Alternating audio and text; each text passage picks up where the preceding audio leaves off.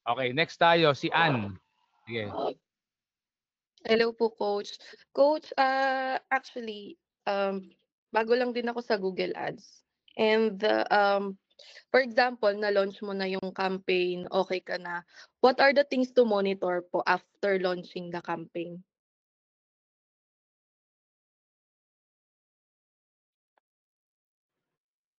So, sasagutin ko yan briefly. Pero kung gusto mo mas mahabang sagot, search mo yung YouTube video ko about dyan. Okay? Okay. Pagka-launch ng campaign, assuming na okay lahat, yung sinabi ko na integral components. Ang unang i-monitor mo dyan is number one, since manual CPC ka muna, ano yung lalabas na actual bid. So yung actual bid na yun, magiging pula yun. Red text na, okay, hindi ka lalabas sa top of the page kung hindi mo susundan yung bid na to. Okay, minsan 5.5, 6.73.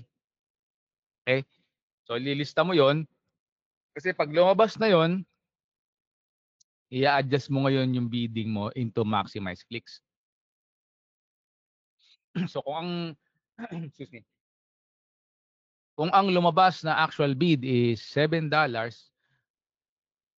ang ginagawa ko, dadagdagan ko yun ng $1 to $2. Kung nagmamadali pa ako, pwede ko pang $3. Magsiswitch ako sa maximize clicks, yun ang ilalagay ko na target cost ko per click. Okay? Para pumasok yung data, pumasok yung clicks. Pagpasok ngayon ng clicks, ano next na titignan mo? O may pumapasok na, yung search terms. Sa search terms, titignan mo kung tama ba lahat ng keywords. May intent ba lahat? Tama ba sa gusto kong mangyari? Yung mga hindi tama, ipoprune ko. Lilista ko, ilalagay ko sa negative list. Para hindi magpakita doon yung ads ko.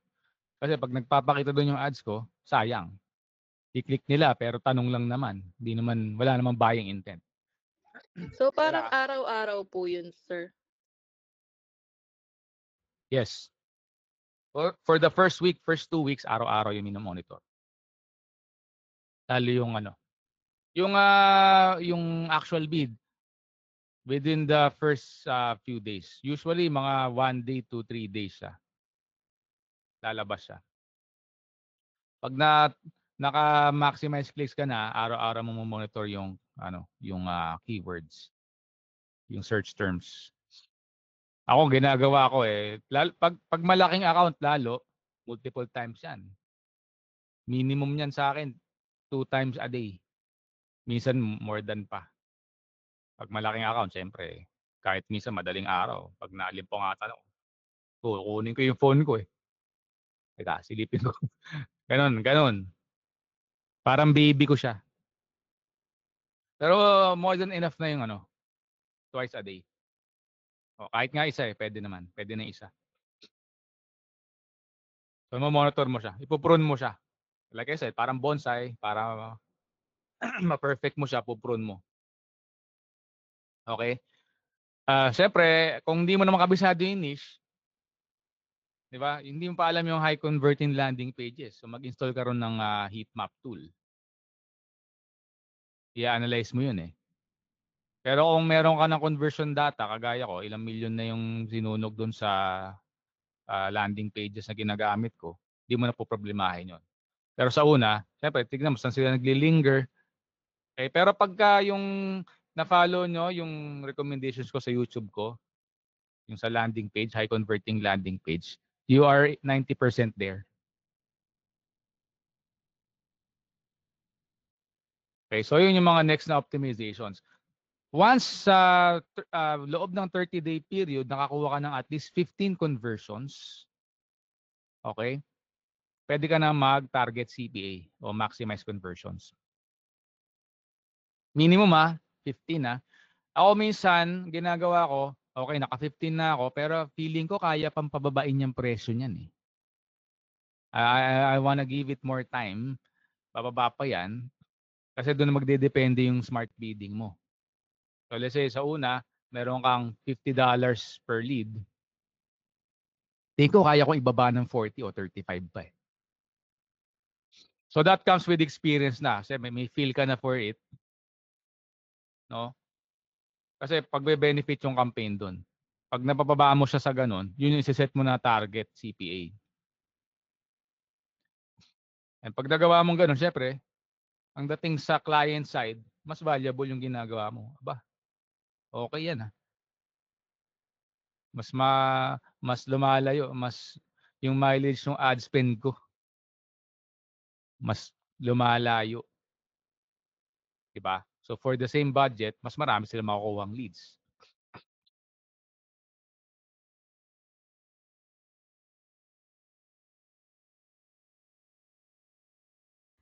So yun, saka ako isiset sa target CPA, smart bidding. Sa after nun, edi closely monitoring na ako sa client. Kumusta yung leads?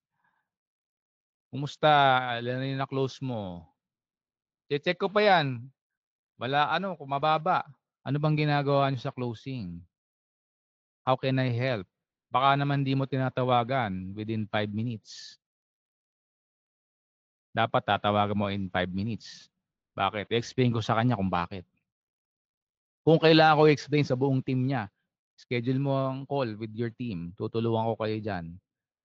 Pagpasok ng lead, kailangan makausap nyo as soon as possible. Bakit? Pag lumagpas ang 5 minutes, maghahanap ng iba yan. Mainipin si customer. Kailangan matawagan kagad natin. Bakit? Kailangan niya na ngayon eh. Kaya nga siya nag-Google para makausap tayo eh. Tapos di matatawagan. Ang tawag doon speed to lead o 5-minute lead generation rule. Yung mga ganyang bagay, no? So, nakita nyo, may mastery kasi yan sa, kailangan alam mo. Yung, naintindihan mo yung sales cycle din ng mga potential customers nila. Kasi pagka hindi nag-work, di sila naka-close, hindi ka rin mare-retain. Useless lahat ng pinagagawa mo. Ang goal natin, ba't ko sila inaalalayan pa hanggang dun? Wala naman ako dapat ng pakialam dun. Kasi ang goal ko, mag-work kami for 3 years, 5 years, 10 years, as long as possible. Sana may forever. Parang ganun. Yun ang goal mo. Kaya alalayan mo sila kahit doon. Lalo kung di pa sila sanay sa gantong klaseng ginagawa. Kung e-commerce, ibang senaryo din. 'Di ba? So, depende sa yun nga yung niche within the niche.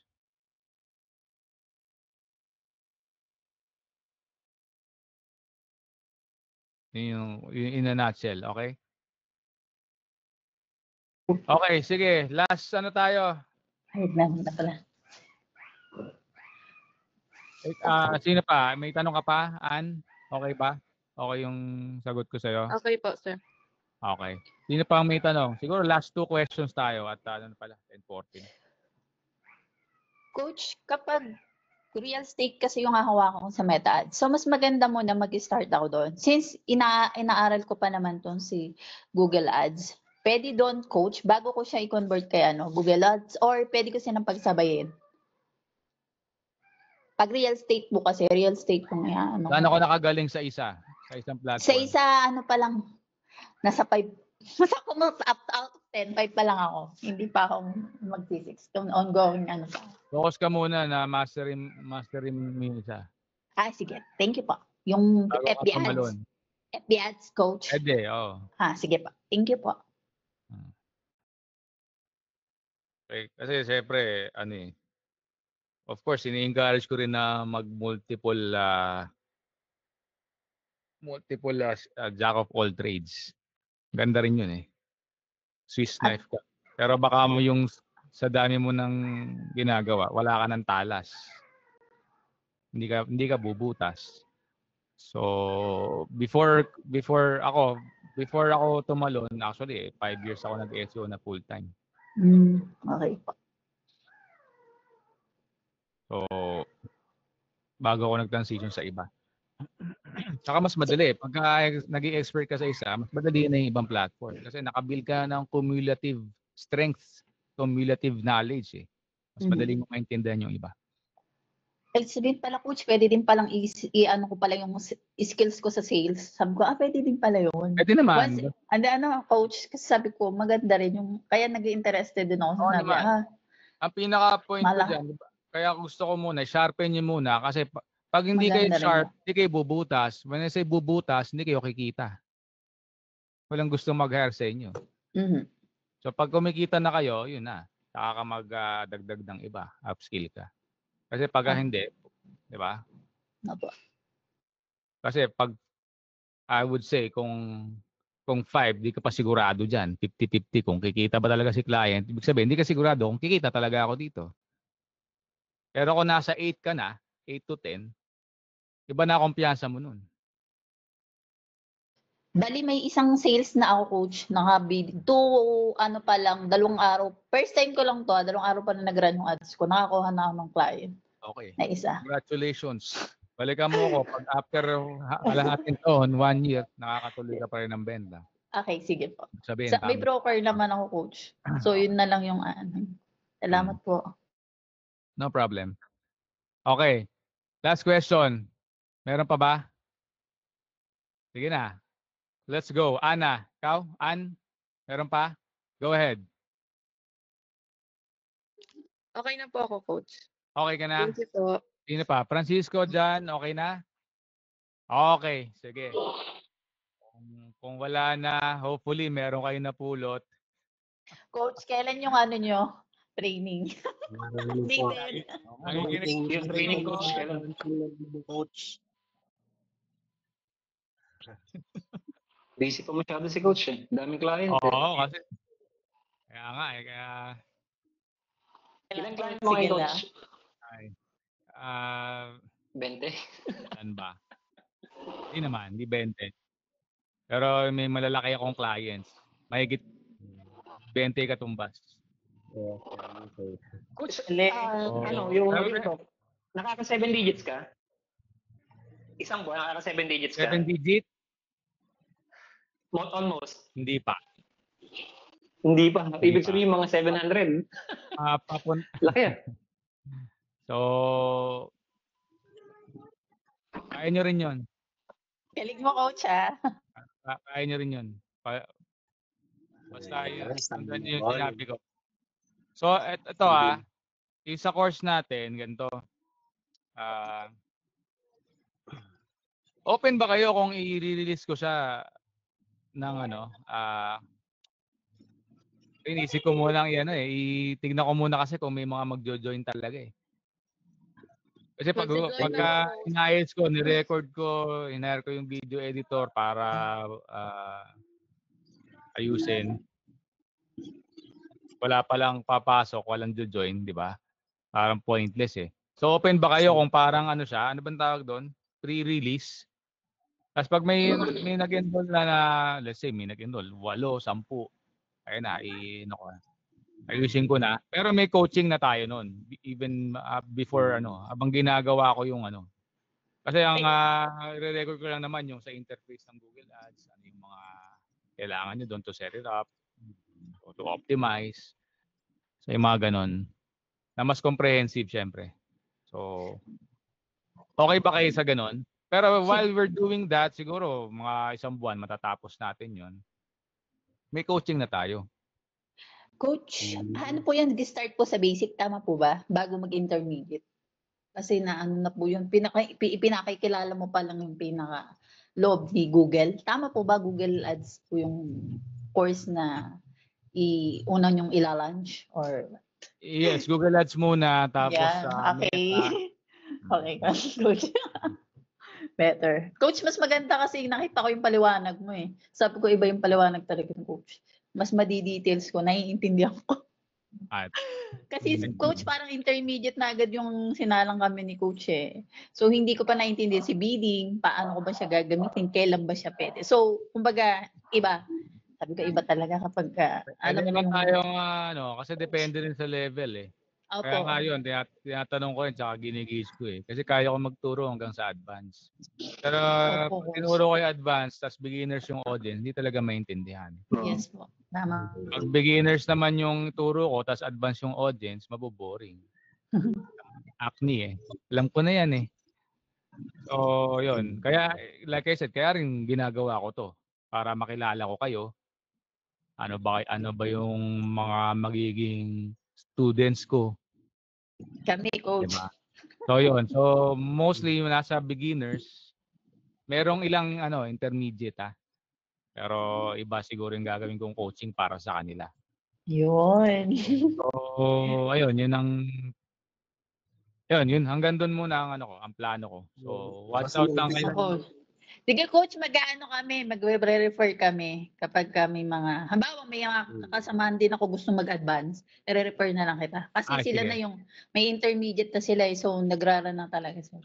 Okay. Okay, yun. Much appreciated. Yes. Okay. So, salamat guys. I-wrap up na natin. Thank you for attending. Have a great weekend. Thank you, coach. God bless. God Thank bless you po. po. Bye. Thank you po. See. Thank you, Coach. Thank you.